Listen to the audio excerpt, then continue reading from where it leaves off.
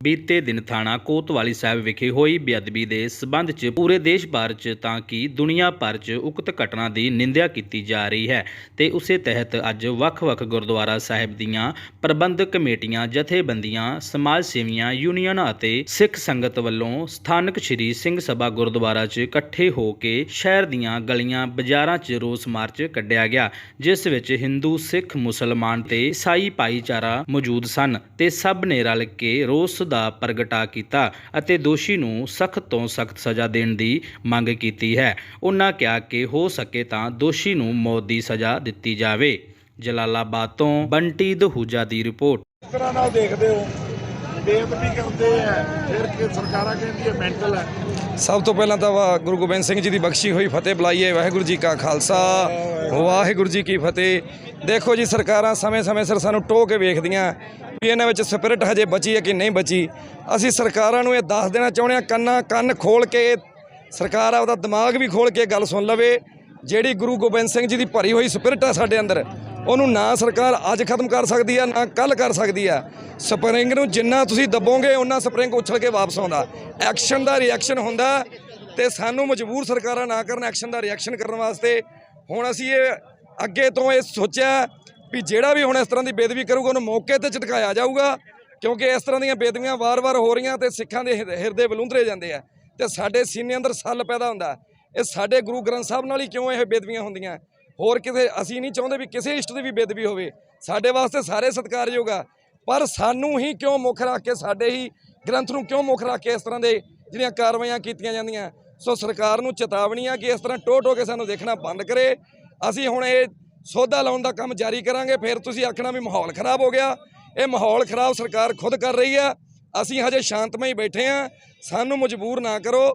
ਤੁਸੀਂ ਵਾਰੀ-ਵਾਰੀ ਹੁੱਜਾਂ ਮਾਰ ਕੇ ਸਾਨੂੰ ਚੈੱਕ ਕਰਦੇ ਜੇ ਵੀ ਇਹਨਾਂ 'ਚ ਕਰੰਟ ਹੈ ਕਿ ਨਹੀਂ ਹੈ। ਤਾਂ ਸਰਕਾਰਾਂ ਨੂੰ ਦੱਸ ਦੇਣਾ ਚਾਹੁੰਦੇ ਹਜੇ ਕਰੰਟ ਪੂਰਾ ਪਿਆ ਸਾਡੇ ਵਿੱਚ। ਇਹ ਗਲਤਫਹਿਮੀ ਮਤ ਰਹੇ ਸਰਕਾਰ ਵੀ ਇਹਨਾਂ 'ਚ ਕਰੰਟ ਮੁੱਕ ਗਿਆ। ਜੋਧੇ ਜਾਗਦੀ ਜ਼ਮੀਰ ਵਾਲੇ ਬਹੁਤ ਬੈਠੇ ਆ। ਆਪਾਂ ਵੇਖਿਆ ਵਕੀਲ ਸਾਹਿਬ ਉੱਥੇ ਉਸ ਪਾਪੀ ਦਾ ਸੌਦਾ ਲਾ ਦੇਣ ਲੱਗੇ ਸੀ। ਚਲੋ ਮੌਕੇ 'ਤੇ ਪੁਲਿਸ ਨੇ ਉਹਨਾਂ ਨੂੰ ਗ੍ਰਿਫਤਾਰ ਕਰ ਲਿਆ, ਉਹ ਵੱਖਰੀ ਗੱਲ ਹੈ, ਪਰ ਮੌਕੇ 'ਤੇ ਉਹਦਾ ਸੌਦਾ ਲਾ ਦੇਣ ਲੱਗੇ ਸੀ। ਇਸ ਤਰ੍ਹਾਂ ਦੇ ਜਾਗਦੀ ਜ਼ਮੀਰ ਵਾਲੇ ਇਨਸਾਨ ਸਾਨੂੰ ਚਾਹੀਦੇ ਆ, ਜਿਨ੍ਹਾਂ ਦੀ ਗਿਣਤੀ ਕੀ ਬਹੁਤ ਘਟਦੀ ਜਾ ਰਹੀ ਹੈ ਦਿਨੋਂ ਦਿਨ। ਤੇ ਉਹਦੇ ਵਿੱਚ ਸਾਡੀ SGPC ਦਾ ਵੀ ਬਹੁਤ ਵੱਡਾ ਹੱਥ ਆ, ਜਿਹੜਾ ਕਿ ਸਾਨੂੰ ਲਵਾਰਸ ਛੱਡਤਾ ਉਹਨਾਂ ਨੇ। ਬਿਲਕੁਲ ਲਵਾਰਸ ਬੱਚੇ ਦੀ ਸ਼ਰਤ ਛੱਡਿਆ ਹੋਇਆ ਕੌਮ ਨੂੰ। ਕੌਮ ਵੱਲ ਉਹਨਾਂ ਦਾ ਕੋਈ ਧਿਆਨ ਨਹੀਂ, ਕੋਈ ਫਰਜ਼ ਨਹੀਂ। ਆਪਣੀਆਂ ਗੋਲਕਾਂ, ਆਪਣੀਆਂ ਜੇਬਾਂ ਭਰਨ ਤੇ ਲੱਗੇ ਹੋਏ ਆ। ਮਸੰਦ ਬਣੇ ਹੋਏ ਗੁਰੂ ਘਰ ਦੇ। ਜਿਸ ਤਰ੍ਹਾਂ ਗੁਰੂ ਗੋਬਿੰਦ ਸਿੰਘ ਜੀ ਨੇ ਮਸੰਦਾਂ ਨੂੰ ਕੜਾਹੇ 'ਚ ਤਲਿਆ ਸੀ, ਇਹ ਮਸੰਦਾਂ ਨੂੰ ਵੀ ਇੱਕ ਵਾਰੀ ਕੜਾਹੇ 'ਚ ਤਲਣ ਦੀ ਜ਼ਰੂਰਤ ਹੈ। ਇਹ ਕੌਮ ਤਹਈਆ ਕਰੇ, ਕੌਮ ਏਕਾ ਕਰੇ। ਇਹ ਗੁਰੂ ਘਰਾਂ ਦਾ ਪ੍ਰਬੰਧ ਆਪਦੇ ਹੱਥ ਵਿੱਚ ਲਵੇ ਤੇ ਗਰੀਬਾਂ ਦੀ ਰੂਪਰੇਖਾ ਵੱਲ ਧਿਆਨ ਦੇਵੇ। ਜਿਹੜੇ ਬੱਚੇ ਸਾਡੇ ਲਵਾਰਸ ਛੱਡੇ ਹੋਏ ਇਹਨਾਂ ਨੇ, ਸਾਡੀ ਕੌਮ ਦੇ ਵਿੱਚੋਂ ਬੱਚੇ ਨਿਕਲ ਕੇ ਈਸਾਈ ਧਰਮ ਵੱਲ ਜਾ ਰਹੇ ਆ।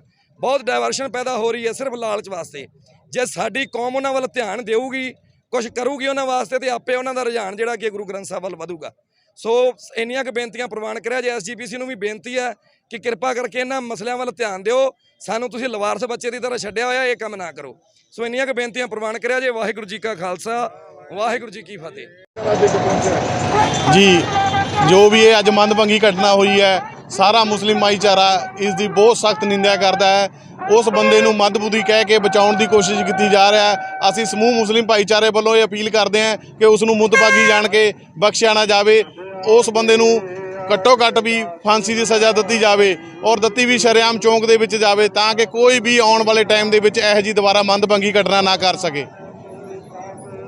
ਵਾਹਿਗੁਰੂ ਜੀ ਕਾ ਖਾਲਸਾ, ਵਾਹਿਗੁਰੂ ਜੀ ਕੀ ਫਤਿਹ।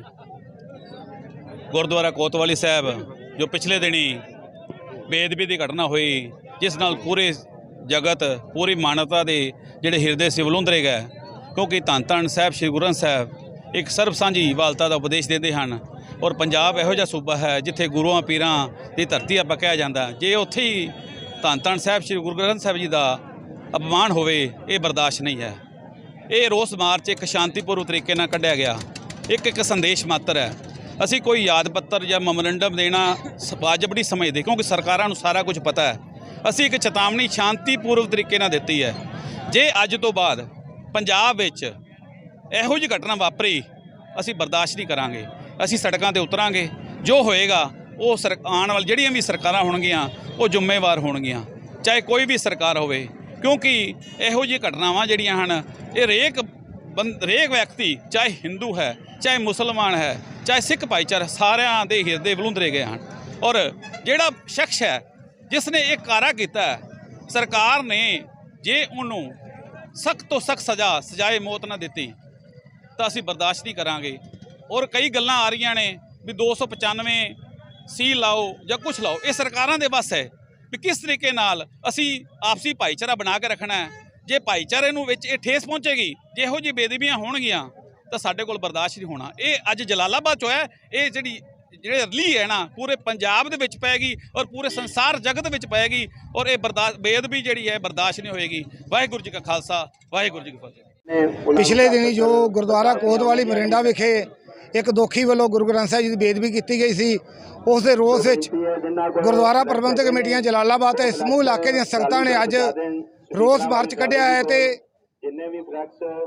ਅਸੀਂ ਸਰਕਾਰਾਂ ਤੱਕ ਇਹ ਗੱਲ ਪਹੁੰਚਾਉਣ ਦੀ ਕੋਸ਼ਿਸ਼ ਕਰ ਰਹੇ ਹਾਂ, ਕਿਉਂਕਿ ਸਰਕਾਰਾਂ ਤਾਂ ਅੰਨੀਆਂ ਬੋਲੀਆਂ ਹੋ ਚੁੱਕੀਆਂ ਹਨ, ਪਰ ਅਸੀਂ ਆਪਦੀ ਗੱਲ ਪਹੁੰਚਾਉਣ ਦੀ ਕੋਸ਼ਿਸ਼ ਕਰ ਰਹੇ ਹਾਂ ਕਿ ਉਸ ਦੋਖੀ ਨੂੰ ਬਖਸ਼ਿਆ ਨਾ ਜਾਏ, ਉਸ ਨੂੰ ਸਜ਼ਾਏ ਮੌਤ ਦਿੱਤੀ ਜਾਏ ਤਾਂ ਕਿ ਅੱਗੇ ਤੋਂ ਕੋਈ ਇਹੋ ਜਿਹੀ ਹਰਕਤ ਨਾ ਕਰ ਸਕੇ। ਅਸੀਂ ਇਸ ਦੇ ਨਾਲ ਇਹ ਵੀ ਮੰਗ ਕਰਦੇ ਹਾਂ ਕਿ 295 ਨੂੰ 295 ਸੀ 'ਚ ਬਦਲਿਆ ਜਾਵੇ, ਕਾਨੂੰਨ ਨਵਾਂ ਲਿਆਂਦਾ ਜਾਏ ਤਾਂ ਕਿ ਅੱਗੇ ਤੋਂ ਜਿਹੜਾ ਪਰਚਾ ਸਿੱਧਾ 302 ਦਾ ਦਰਜ ਹੋ ਸਕੇ।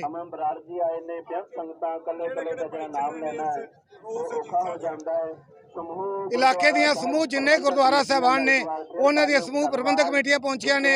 ਇਸ ਤੋਂ ਇਲਾਵਾ ਜੋ ਰੋਗੀ ਦਾ ਪ੍ਰਭ ਖੰਡੋਰ ਹੋ ਗਏ ਉਹ ਪਹੁੰਚੇ ਨੇ, ਸਮੂਹ ਜਥੇਬੰਦੀਆਂ ਪਹੁੰਚੀਆਂ ਨੇ ਅਤੇ ਜਿਹੜਾ ਵਪਾਰ ਮੰਡਲ ਹੈ ਉਹ ਵੀ ਪਹੁੰਚਿਆ ਹੈ। ਇਸ ਦੇ ਨਾਲ ਖਾਸ ਕਰਕੇ ਮੁਸਲਿਮ ਭਾਈਚਾਰੇ ਦੇ ਆਗੂ ਵੀ ਪਹੁੰਚੇ ਨੇ ਅਤੇ ਕੰਬੋਜ ਬਰਾਦਰੀ ਦੇ ਆਗੂ ਅਸ਼ੋਕ ਕੰਬੋਜ ਜੀ ਅਤੇ ਹੋਰ ਜਥੇਬੰਦੀਆਂ ਦੇ ਆਗੂ ਸਾਰੇ ਇੱਥੇ ਸਮੁੱਚੇ ਤੌਰ ਤੇ ਸੰਗਤੀ ਰੂਪ ਵਿੱਚ ਹਾਜ਼ਰ ਹਨ। ਵਿਖੇ ਜੋ ਬੇਇੱਜ਼ਤੀ ਦੀ ਘਟਨਾ ਹੋਈ ਹੈ, ਮੈਂ ਉਸ ਨੂੰ ਬੇਇੱਜ਼ਤੀ ਨਹੀਂ, ਉਹਨੂੰ ਗੁੰਡਾਗਰਦੀ ਕਹਾਂਗਾ। ਅੱਜ ਤੋਂ ਪਹਿਲਾਂ ਜਿੰਨੀਆਂ ਵੀ ਘਟਨਾਵਾਂ ਹੋਈਆਂ ਨੇ ਹਨੇਰੇ ਸਵੇਰੇ ਹੋਈਆਂ ਹਨ, ਇਹ ਤਾਂ ਸੰਗਤ ਬੈਠੀ ਸੀਗੀ, ਭਾਈ ਸਾਹਿਬ ਪਾਠ ਪੜ੍ਹ ਰਹੇ ਸੀਗੇ, ਇਹ ਇਨਸਾਨ ਵਿੱਚ ਜਾ ਕੇ ਉਸਨੇ ਜਾ ਕੇ ਜਿੰਨੀ ਬੇਇੱਜ਼ਤੀ ਕੀਤੀ ਹੈ ਉਹ ਇੱਕ ਨਿੰਦਣਯੋਗ ਹੈ। ਤੇ ਇਸ ਤਰ੍ਹਾਂ ਦੀ ਇੱਕ ਘਟਨਾ ਪਹਿਲਾਂ ਦਰਬਾਰ ਸਾਹਿਬ ਵਿਖੇ ਹੋਈ ਸੀਗੀ, ਉਹ ਤਾਂ ਸੰਗਤ ਨੇ ਉਸ ਨੂੰ ਉਸੇ ਵੇਲੇ ਸੋਧਾ ਲਾ ਕੇ ਨਰਕਾਂ 'ਚ ਭੇਜਦਾ ਸੀਗਾ। ਸੰਗਤ ਨੇ ਇਸ ਨੂੰ ਵੀ ਨਰਕਾਂ 'ਚ ਭੇਜ ਦੇਣਾ ਸੀਗਾ, ਪਰ ਉਸ ਵੇਲੇ ਸਰਕਾਰ ਕਹਿ ਰਹੀ ਸੀਗੀ ਕਿ ਇਹ ਬੰਦੇ ਨੂੰ ਫੜਨਾ ਸੀਗਾ, ਇਹਦਾ ਬੈਕਗਰਾਉਂਡ ਪਤਾ ਲੱਗਣਾ ਸੀਗਾ, ਇਹਦੀ ਸੱਚਾਈ ਸਾਹਮਣੇ ਆਣੀ ਸੀਗੀ। ਹੁਣ ਸੰਗਤ ਨੇ ਸੋਧਾ ਨਹੀਂ ਲਾਇਆ, ਇਹ ਹੁਣ ਸਰਕਾਰ ਦੀ ਜ਼ਿੰਮੇਵਾਰੀ ਬਣਦੀ ਹੈ ਕਿ ਇਹਦੀ ਬੈਕਗਰਾਉਂਡ ਕੀ ਹੈ, ਇਹ ਕੌਣ ਬੰਦਾ ਸੀਗਾ, ਇਹਨੂੰ ਕਿਸ ਨੇ ਭੇਜਿਆ, ਇਹ ਸਾਰੀ ਕਾਰਵਾਈ ਸਰਕਾਰ ਨੂੰ ਕਰਨੀ ਚਾਹੀਦੀ ਹੈ।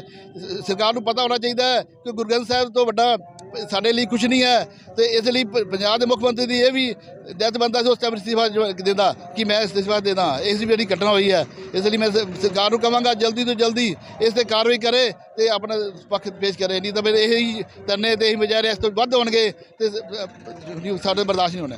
ਵਾਹਿਗੁਰੂ ਜੀ ਕਾ ਖਾਲਸਾ।